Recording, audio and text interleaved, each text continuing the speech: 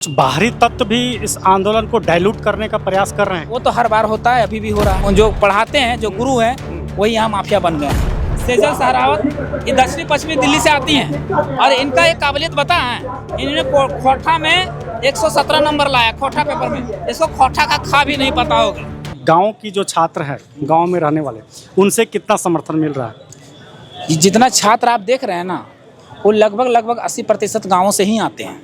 नमस्कार, हमारे साथ मोतीलाल महतो जी हैं। ये लगातार जो है भाषा आंदोलन के नेता रहे हैं और जेएलकेएम के भी वरीय उपाध्यक्ष हैं। जेपीएससी और जेएसएससी में जिस तरीके से अनियमितताएं हुई है, तो क्या लगता है कि सरकार चुनने में गलती हो गई प्रदेश की जनता, या फिर सरकार यूं ही जो है वजीफे बांटते हुए सरकार सत्ता तक पहुंच गई? देखिए, कबीरदास के चंद लाइनें हैं कि साधु ये मुर्दों का गांव, राजा मरी है प्रजा मरी है, मरी है वेद और रोगी। राजा मरी है, प्रजा मरी है, मरी है वेद और रोगी, साधु ये मुर्दों का गांव। सीधी सी बात है, झारखंड मुर्दों का गांव हो चुका है। ये लूटखंड हो चुका है, पूरी तरह से लूट की खुली छूट दे दी गई है। आइए, पेपर बेचना है पेपर बेचिए, नौकरी बेचना है नौकरी बेचिए, जिंदगी बेचना है जिंदगी बेचिए, जो बेचना है बेच दीजिए। वो यहाँ माँ बाप नहीं है। सबके सब यहाँ के राजा मर चुके हैं। राजा के मरने के कारण हम सब प्रजा मर गए। 3.5 करोड़ की आबादी है। झारखंड की आबादी जो है वो 3.5 करोड़ की लगभग है, जिनमें गाँव के भी लोग भी आते हैं और शहरों के भी लोग आते हैं। तो आपको क्या लगता है कि इतनी बड़ी आबादी जो है सोई हुई है? आबादी सोई हुई नहीं है, जागती है, बार बार जागती है। लेकिन सरकार का सिस्टम और सरकार इतना करप्ट हो चुका है ना, यहाँ की शिक्षा व्यवस्था, यहाँ की एजुकेशन सिस्टम इतना करप्ट हो चुका है ना कि यहाँ की जनता को खड़ा ही होने नहीं देती। इतना दबाया गया है, इतना शोषित किया गया है, इतना पीड़ित किया गया है कि यहाँ की जनता उठ के खड़ा नहीं पा रही, ना यहाँ के छात्र हो पा रहे। एक बात सोचने वाली सर, आप समझ सकते हैं कि पहला जेपीएससी का एग्जाम 2003 में होता है और तब बहुत बड़ी बड़ी धांधलियां होती हैं। बड़े बड़े नेता मंत्री विधायक के बेटों को वहां नौकरी दे दी जाती है। दूसरा में भी बहुत बड़ा धांधली होता है, वहां भी नेता मंत्री विधायक के बेटों को नौकरियां दे दी जाती है और वहां सीबीआई की जांच बैठती है और सीबीआई का जांच आज तक चलता है। उसका क्या रिजल्ट हुआ किसी को नहीं पता। सीबीआई ने किसको फांसी की सजा दी, किसको उम्र कैद की सजा दी, किसी को नहीं पता। सीबीआई कहती है कि हमने जांच करके रिपोर्ट राज्य सरकार को दे दिया है, राज्य सरकार का काम है उसमें केस करना और उसको सस्पेंड करना। लेकिन आज तक ने राज्य सरकार ने उस पर केस नहीं किया। क्यों? क्योंकि इसमें बड़े बड़े नेता मंत्री के विधायक के बेटे फंस जाएंगे। अब वहां पर दोषियों को सजा नहीं मिलेगी तो दोषियों का मनोबल बढ़ेगा कि नहीं? और वहां जहां आंदोलन के लिए जो छात्र खड़े हुए उस टाइम रिफॉर्म नहीं कर पाए, चीजों की व्यवस्था को सुधार नहीं कर पाए, आज देखिए 26 साल के बाद, यानी 23 साल के बाद फिर से हम लोग खड़े होना पड़ा। 7वां जेपीएससी 2022 में इसी तरह का आंदोलन चला था। एक ही कक्षा से 57 लोगों को पास कर दिया गया था। हम खुद 56 दिन आंदोलन किए गए थे, उसके बाद हमको जेल जाना पड़ा था। जेल भी गए। हम सोचे वहां व्यवस्था सुधरेगी, लेकिन फिर भी नहीं सुधरा और आज देखिए 5 साल बाद फिर से बैठना पड़ गया। तो अगर व्यवस्थाएं नहीं सुधरेगी जेपीएससी और जेएसएससी का, तो आगे भी इस तरह का छात्र पीड़ित होते रहेंगे। तो हम चाहते हैं जेपीएससी और जेएसएससी की जो व्यवस्था है वो सुधरे, रिफॉर्म हो, बस यही मांग। अच्छा, एक चीज बताइए मोतीलाल जी, और दे देते हैं। जैसे सीजल का एग्जाम 2023 में होता है, पेपर लीक हो जाता है, सरकार मानने को तैयार नहीं होती। हम लोग जबरदस्त आंदोलन करते हैं, 6000 छात्रों पर केस होता है, 16 पर नामजद होता है। उसके बाद सरकार झुकती है और उसको कैंसिलेशन कर देती है उस एग्जाम को। तो जब आपने गलती मान ही लिया तो फिर छात्रों पर केस क्यों किए? और जब छात्रों पर केस कर ही दिए, चलिए वो भी मान लेते हैं, ठीक है। उसके बाद तो उस समय पेपर लीक हुआ था। अबर का हुआ जब उस एग्जाम को रिकंडक्ट करवाया गया, यानी जैसे सीजन को फिर से करवाया गया, तो इस बार तो नौकरियां बेच दिया गया। और इसका उदाहरण है अभय तिवारी और उसका जितना गुर्गा लोग को लगाया वो उदाहरण है, पकड़ा भी गया है। तो अभय तिवारी ने क्या किया? अभय तिवारी टीडीपीएल जो एजेंसी था जिसको एग्जाम कंडक्ट कराने के लिए दिया गया था, ऐसा माना जाता है कि अभय तिवारी टीडीपीएल एजेंसी का मैनेजर है और उसी ने एग्जाम को कंडक्ट करवाया। मार्केटिंग मैनेजर था। टीडीपीएल एजेंसी के बारे में थोड़ा जानना पड़ेगा। वो झारखंड सरकार के किसी पद में भी है क्या? सरकारी पद में है क्या वो अभय तिवारी? नहीं, वो देखिए, एग्जाम लेने के लिए, कंडक्ट कराने के लिए एजेंसी को टेंडर दिया जाता है। टीडीपीएल एजेंसी जो है उत्तर प्रदेश हाईकोर्ट ने उसको बैन कर दिया था, ब्लैक लिस्टेड कर दिया था कि तुम किसी का एग्जाम नहीं ले सकते। लेकिन उस ब्लैक लिस्टेड कंपनी को झारखंड में टेंडर दिया गया और यहाँ पूरी तरह से परसेंटेज का खेल हुआ है। ठीक है, अब टीडीपीएल एजेंसी जो ब्लैक लिस्टेड एजेंसी है उसको यहाँ टेंडर कैसे मिला, सबसे पहले यही जांच होना चाहिए और उसमें जितने भी दोषी पदाधिकारी हैं उसको जल्द से जल्द सजा होनी चाहिए, पहला मांग। दूसरा पार्ट, टीडीपीएल एजेंसी के द्वारा जितनी भी परीक्षाएं ली गई है, एससीएफ की, एफआरओ की और भी जितने एजेंसी एग्जाम लिए गए हैं, 11वीं 13वीं की परीक्षा ली गई है, उन सभी परीक्षाओं को जांच करके उसको निरस्त किया जाए और उसको कंडक्ट करवाया जाए। दूसरी मांग। तीसरी मांग है कि हमारे यहाँ जो परीक्षा पेपर लीक होता है या धांधली होता है तो उसका सालों साल जांच चलता है, ये नहीं होना चाहिए। एक समय सीमा तय होना चाहिए कि 3 महीने के भीतर जांच कंप्लीट होगा और जो भी होंगे दोषी उसको सजा होगी और उसके लिए कोर्ट का बनाया जाए, फास्ट ट्रैक कोर्ट का निर्माण किया जाए। जैसा ही कोई भी एजेंसी जांच कर लाइए, चाहे सीबीआई से कराइए, एसआईटी से कराइए, ईडी से कराइए, जिससे भी कराना करा लीजिए, लेकिन 3 महीने के अंदर पूरी प्रक्रिया पूरी होनी चाहिए और उसको जो दोषी होगा उसको जल्द से जल्द सजा मिलनी चाहिए। ऐसा क्यों नहीं हो सकता कि जो सिटिंग जज हैं हाई कोर्ट के, उनकी अध्यक्षता में क्या जांच टीम गठित नहीं की जा सकती?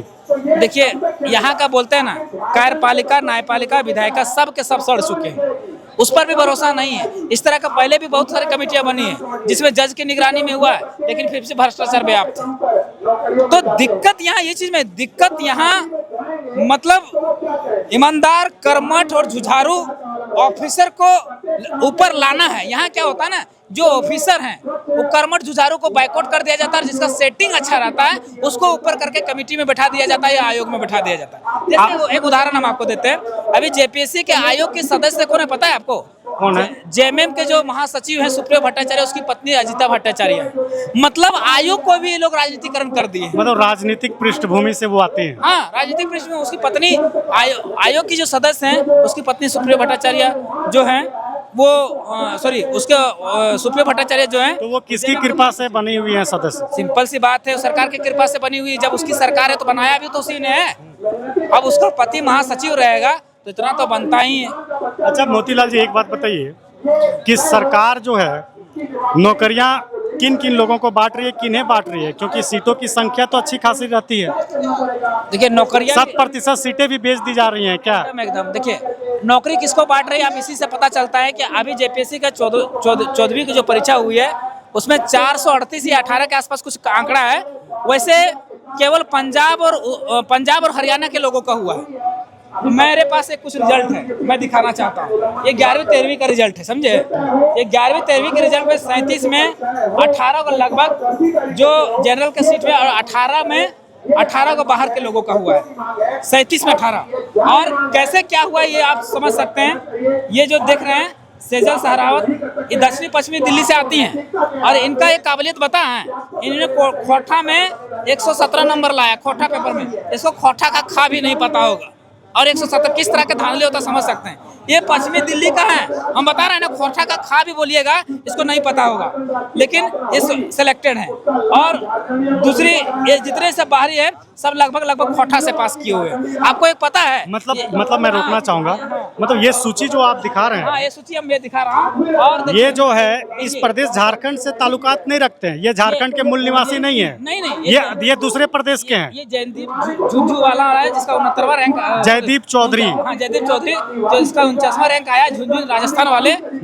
ये इतना मतलब लतखोर है, मतलब क्या बोले, इसको पढ़ना तक सही से नहीं आता। जो वहाँ ट्रेनिंग कर रहे हैं हमारे झारखंड के कुछ छात्र बताते हैं कि इसको पढ़ना तक नहीं आता, लेकिन देखिए यहाँ का 49वां रैंक है, सोच सकते हैं। अब और उदाहरण देना चाहते हैं, यहाँ जो देख रहे हैं आप सुश्री शालिनी राठी, 43वां रैंक है इसका। ये पूर्वी दिल्ली के हैं, पूर्वी दिल्ली, हाँ, पूर्वी दिल्ली के हैं। और इसके पति है इसका पत्नी है विवेक कुमार, इनका 53वां, ये भी पूर्वी दिल्ली का। मतलब पति और पत्नी दोनों का हुआ है सिलेक्शन। दोनों का सिलेक्शन जो है, ये किस विभाग की बात कर रहे हैं? ये नियुक्ति किस विभाग में हुई है? ये जेपीएससी का है, administration. JPSC, Jharkhand public service commission. हाँ, इसमें वीडियो सीओ बनेंगे ये लोग आगे चल के। और एक सबसे दुर्भाग्य वाली कहानी बताते हैं आपको। ये जो आप देख रहे हैं, ये रवि जी किधर है? रवि जी का दिखाते हैं आपको। इसमें एक है रवि जी, किधर गए हैं? रवि कुमार। रवि कुमार का किधर है? रवि कुमार इधरे कहीं है। रवि कुमार, ये सुदिवस है। अखिलेश कुमार, अभिनव शायद इसमें है।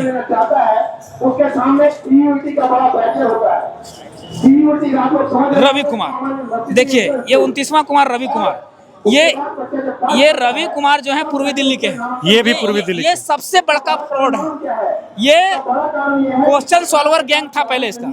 ये अभी इसकी जांच चल रही है। ये रवि कुमार फरार है, अभी सीआईडी जांच कर रही है ना। मतलब क्वेश्चन जो है, जो प्रश्न पत्र है, उसे क्या नेपाल पहले से ही भेजा जाता था क्या? ये ज्वाइनिंग हो चुका है 11वीं तारीख के बाद। ऐसा मतलब छात्र कर रहे हैं, हमारा नहीं कहना, छात्र कह रहे हैं कि नेपाल पेपर ऊपर इसमें कुछ नहीं हुआ है। इसमें डायरेक्ट नौकरियां ही बेच दी गई है। डायरेक्ट नौकरी बेच दिया गया। मतलब पैसा आप दिए, डीएसपी बनना है 1 करोड़ 10 लाख दीजिए, बीडीओ बनना है 80 लाख दीजिए, समझे, सीओ बनना है 90 लाख दीजिए, बन जाइएगा। रेट कार्ड फिक्स है। रेट कार्ड फिक्स है, करना कुछ नहीं है। आपको एग्जाम में बैठना है, एग्जाम में आपको एक कोड दिया जाएगा, फलना कोड, उसमें टिक मार देना है। आपको क्वेश्चन पेपर को छोड़ देना है खाली, वो वहाँ सॉल्वर गैंग उसको भर देगा। मेंस में जैसे बैठेंगे उसी तरह कोड दे दिया जाएगा, आपका क्वेश्चन पेपर लिखा जाएगा किसी प्रोफेसर के द्वारा, आपका अंक बढ़ जाएगा। और इस तरह से ये लोग एग्जाम लिए थी, नौकरी लिए है। सिस्टम में जो दीमक है, उस दीमक को किस तरीके से खत्म किया जाएगा? आने वाले दिनों में आप लोग आंदोलन की जो रूपरेखा है, उसकी दिशा और दशा किस तरीके से तय करेंगे? देखिए, अगर आंदोलन, अगर इसकी बातें नहीं मानी गई, जो बातें हैं रिफॉर्म करने की, अगर वो नहीं होता है तो आंदोलन निरंतर जारी होगा। अब नहीं तो फिर कभी नहीं। आज 23 सालों के बाद फिर से हम लोग लड़ने आ रहे हैं। जेपीसी का पहला धांधली हुआ था, उस समय से अभी भी लड़ रहे हैं, और अगर सुधार नहीं हुए तो आगे भी लड़ना पड़ेगा। तो हम लोग अब छोड़ेंगे नहीं, चाहे जिस कीमत पर भी हो, जैसे हो, अब ये लेके रहेंगे। सरकार से आर पार की लड़ाई लड़ने की मूड में है आप लोग? सरकार से आर पार की लड़ाई लड़ने की मूड में आप लोग हैं? एकदम।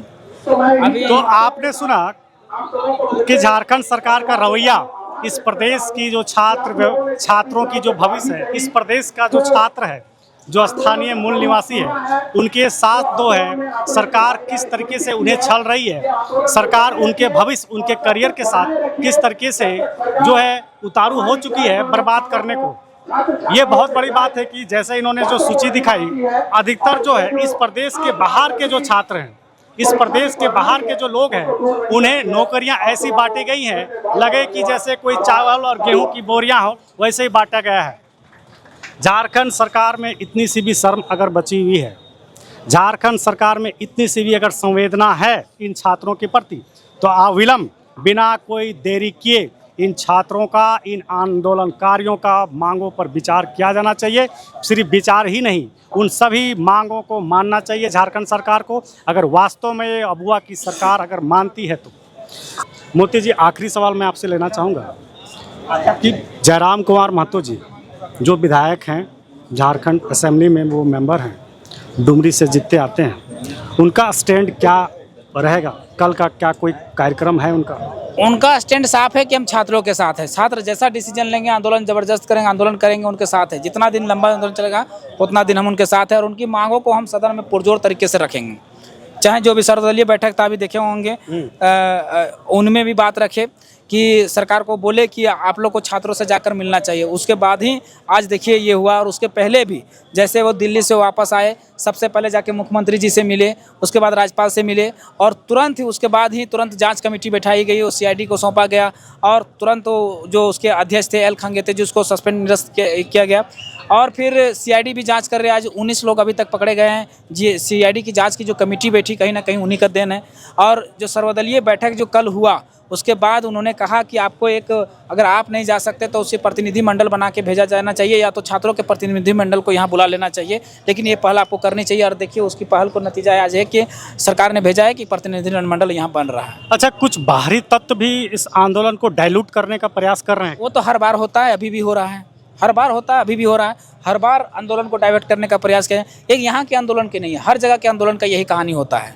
सब अपने अपने स्तर से मतलब उसको डाइवर्ट करने का, सब अपना अपना भजाने की कोशिश करते हैं। चाहे वो दिल्ली का प्रोटेस्ट रहेगा, चाहे झारखंड का प्रोटेस्ट रहे, चाहे राजस्थान का प्रोटेस्ट रहे, हर जगह कुछ ना कुछ असामाजिक तत्व होते हैं जो नहीं चाहते हैं कि क्यों चाहेंगे, अब आप देखिए ना, आप यहाँ झारखंडी की बात करते हैं, हम सभी कोचिंग की बात नहीं करते, लेकिन आज 5-7 कोचिंग में छापा पड़ा, नामी गिरामी।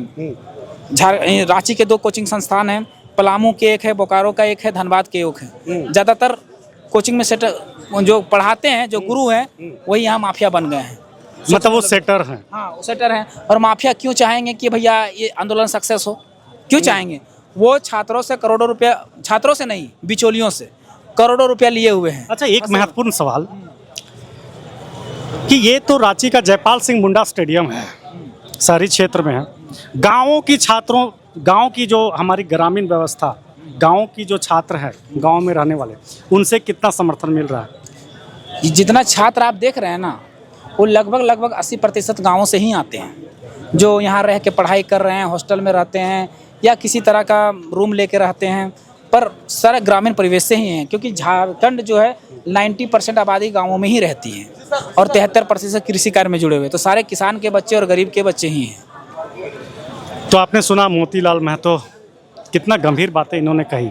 इन्होंने उन सभी तथ्यों को भी रखा हमारे समक्ष कि कैसे दूसरे राज्य के जो अभ्यर्थी हैं उनका सिलेक्शन जेपीएससी जैसे महत्वपूर्ण परीक्षा, जिसमें द्वितीय श्रेणी के राजपत्रित अधिकारी बनते हैं, उन परीक्षाओं में तमाम वो परीक्षाएं जो जेपीएससी और जेएसएससी के द्वारा ली जाती है, चाहे वो सीजल की परीक्षा हो, उसमें बाहर के राज्यों के अभ्यर्थियों की भारी संख्या में बहाली ली जाती है। ये बहुत बड़ी गंभीर मसला है इस प्रदेश के लिए, इस राज्य के लिए। नमस्कार, मैं हूं आपके साथ त्रिलोक कुमार, आप देख रहे हैं डेली हिंट भारत।